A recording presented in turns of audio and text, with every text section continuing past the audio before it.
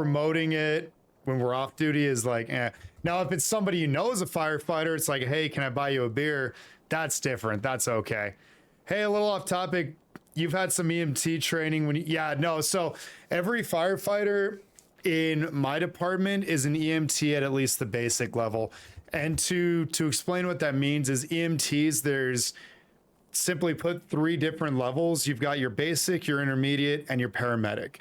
So paramedics, as most people know, is like just a slight notch down from nurses in your scope of practice and skills. Basic is the lower end. That's what I am. Intermediate is like a slight step up from basic. It's you've got basic, intermediate is basics that can do IVs and push a few more drugs. Paramedic. Yeah, what other questions you got? I am, as everybody in here knows, I'm happy to answer questions.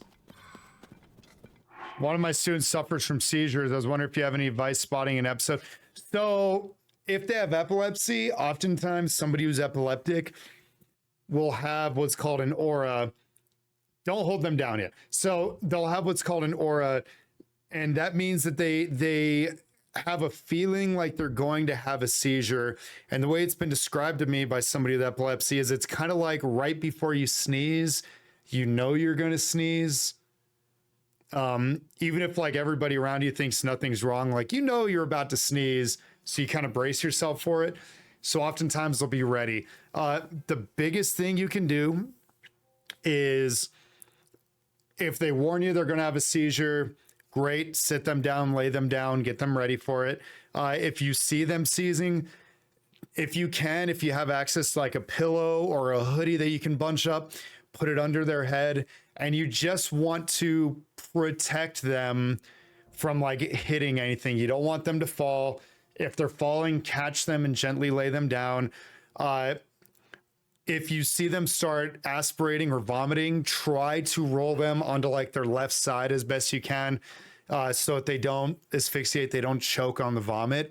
But if their arms are flailing or anything, just try to make sure there's nothing around that they can hit into. Don't hold them still. All their muscles are firing off on all cylinders right now. They're going to be flailing. And when they come out of it, they're oftentimes in what's called a postictal state. Postictal state is they're very confused, very sweaty. Don't dump water on them. Don't put ice on them. That does nothing. So it just makes them soaking wet for when the EMTs get there.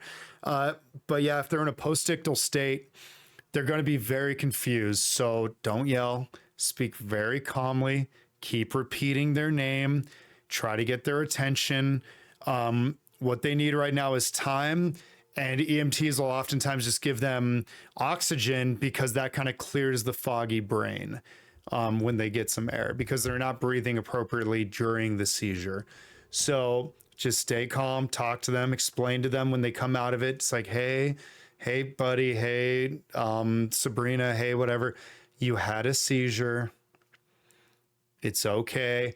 And also one very important thing, try to keep track of how long the seizure lasts. That's very important. Don't embellish. Don't say it was 10 minutes, because a 1-minute seizure versus a 10-minute seizure is life and death situation. So if it lasted 15 seconds, tell the firefighters, EMTs, it lasted 15 seconds. If it lasted a minute, tell them it lasted a minute. Try to get that time so we know what appropriate measures to take. Record. Oh yeah, I just record like the time. Keep them and yourself calm. Stay with them. Exactly. The calmness of it is crucial as well. Like,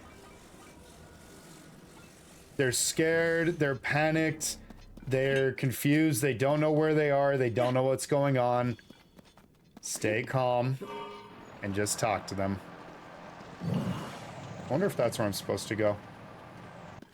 Yeah, and honestly, it's probably fine. Like, if they have epilepsy and they've had seizures before, there's a good chance they know what they're doing and how to handle it.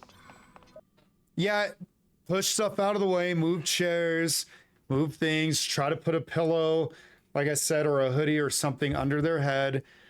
And just the, oh, there we go. The big thing, as I said, just stay calm. It's okay.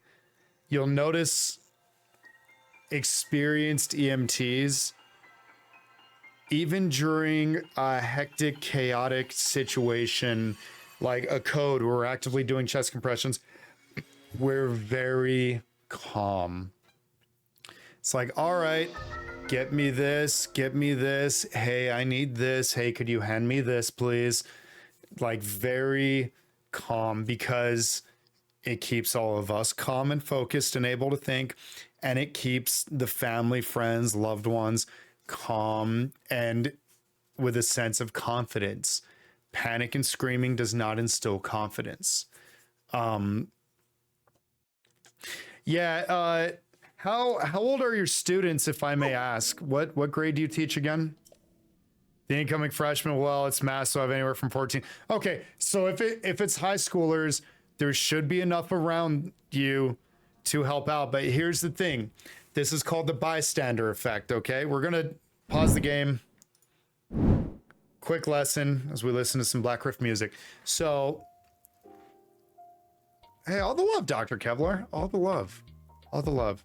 I say to somebody with doctor in their name. So, it's called the bystander effect. And it's the idea of, I don't have to do anything because somebody else will.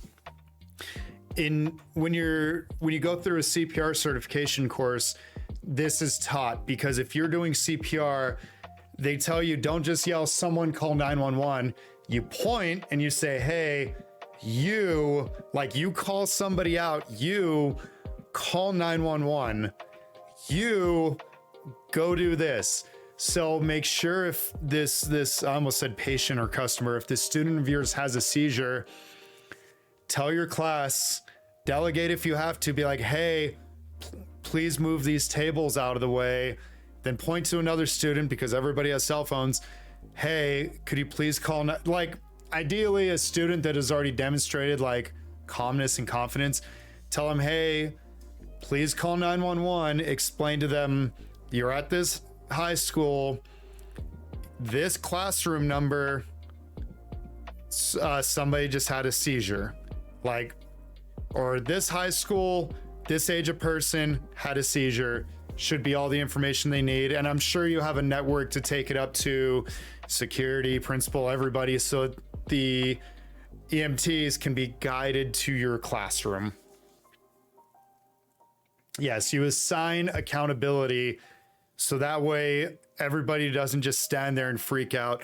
Also, as best you can, make sure nobody films it. It's an embarrassing situation, and this student probably doesn't want to be filmed, doesn't want to be put on social media.